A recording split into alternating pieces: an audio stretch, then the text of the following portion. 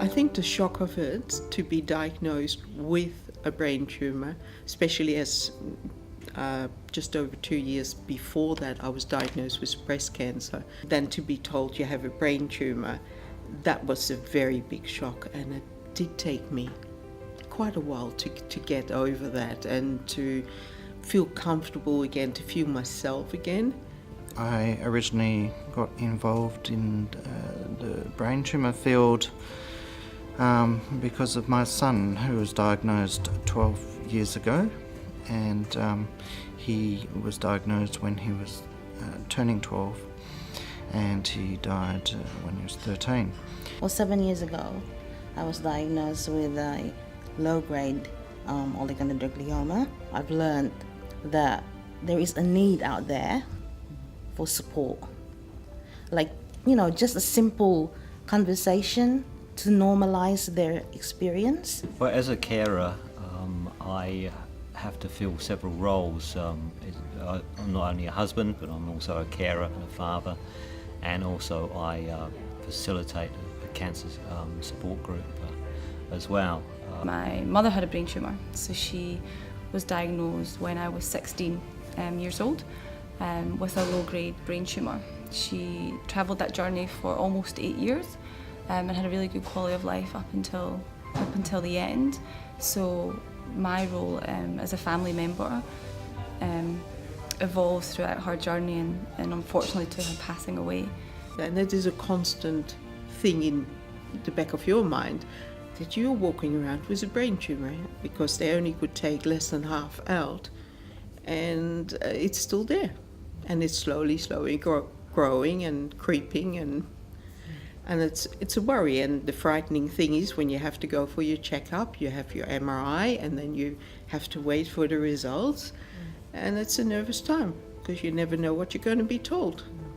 Currently, with running monthly support groups, I also organise yearly Brain Tumour Expo, where we have invited speakers come along, and I try and get some good up-to-date information passed on to the attendees, and we get about 70 or 80 people coming along. By going to these support groups, support group meetings, they sort of say, aha, I know what you're talking about. I felt that, and at least now someone can actually tell me that they've been, they've done that, they've been in that journey as well. So I find that really rewarding, and also being giving an empathetic shoulder, if you like. That's the most rewarding thing. I found it very, very helpful for myself, just to hear that other people going through having the same problems and having the same, feelings about having a brain tumour.